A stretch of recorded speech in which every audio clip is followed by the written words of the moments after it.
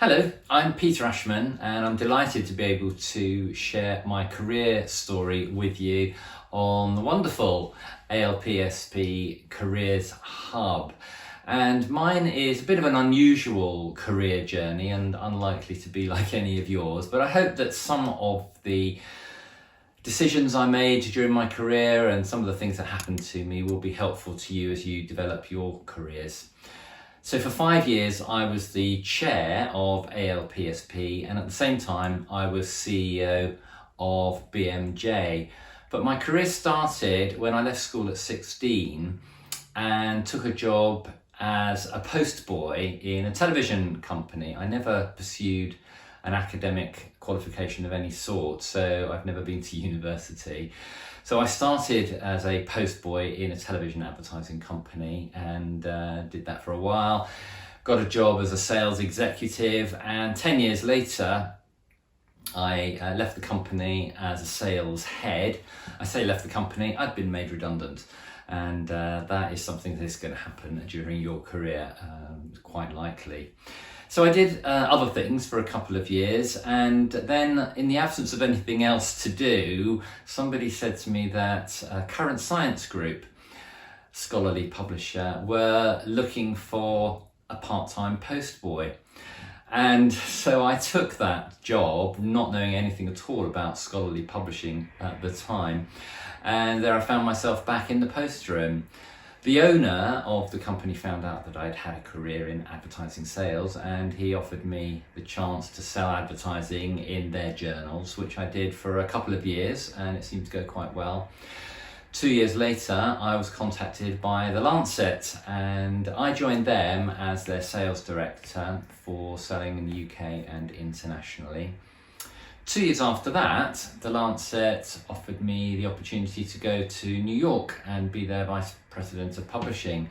So I spent 5 years in New York doing that, and when that came to an end, I came back to the UK and I saw an ad in The Guardian for a publisher for the British Dental Journal at Nature Publishing. So I applied and got that job and spent 7 very happy years at Nature Publishing Group and ended my time there as their publishing director. During that time, I was contacted by BMJ asking if I'd be interested in joining them as their publishing director. Well, when they first contacted me, it wasn't the right time, and I said, although I really was very interested in that position, that it wasn't the right time for me, so I didn't pursue it at that time. But then a year later, they came back to me and they were still looking for their publishing director. It was the right time for me then. So I applied, went through the process and became the publishing director at BMJ. A few years later, there was the opportunity to apply for the role of CEO of BMJ. And I applied and I didn't get an interview. I clearly was unqualified to do the job at that time. So I carried on and had a great job as publishing director at BMJ anyway. But 4 years later, the CEO position became available again. And so I applied, and after quite a long and lengthy and very rigorous process, I became CEO of BMJ at the end of 2016, and that's where I ended my career, and I retired and I'm now doing something completely different. So I was able to retire in my 50s and pursue my other interests. So that's my career. A couple of unemployments along the way, 2 roles as a postboy, and yet I ended up as CEO and chair of ALPS. So certainly not conventional, especially as I never went to university.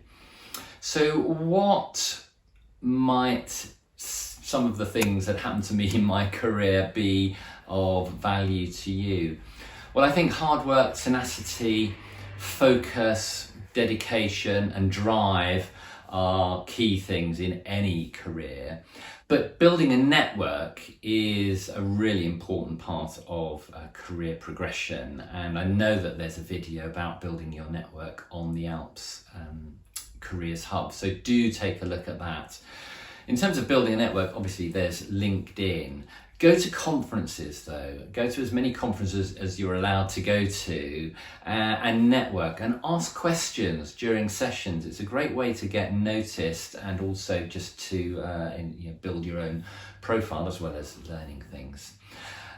Take every learning opportunity that's available to you. ALPSP have a wonderful range of learning tools and events and activities, so do go to those. Go to their networking events as well for ALPS and all of the other industry bodies. Really valuable way to get yourself known, as well as to get to know other people in the industry and generally to keep up to date with what's going on. But very importantly, I think, is to volunteer for committees. That's how I ended up as chair of ALPSP. So ALPSP and the other professional bodies all have committees, and they're looking for people to volunteer. It's a great way to share your experience, get to know other people, and find out also what else is going on within the industry. So that's a very important thing to do. During your career, particularly when you become a manager, I do encourage people to focus on the people. It's really important. You can never spend too much time working with people, ensuring that the teams around you are fully engaged, aware of what's expected of them, both in terms of what they have to do and in how they want to do it. So ensure that your teams are well engaged, and then give them space and the support to allow people to succeed. So certainly do spend time on your people skills. And when an opportunity for a job arises, as mine did with the CEO position, for example, do your prep. Look at what value you think that you can add to an organisation, and what difference you think that you can make to that organisation. So you can never overdo your prep. Think about the questions that you would think you're going to be asked during an interview process, and get someone else to help you through that. Don't do it on your own. Try and find somebody that you can bounce your thoughts off. Never give up, never give in. It's never a straight line in a career. Mine certainly has been a mixture of squiggly lines, roller coasters and ups and downs along the way. But hopefully at the end of it, your career will be upwards overall as you look back on it. So stick with it. Good luck in your career. Anything can happen if you want it to, and if you want to get in touch to find out a little bit more about my journey, or just want to keep in touch with me, feel free to connect with me via LinkedIn. All the very best.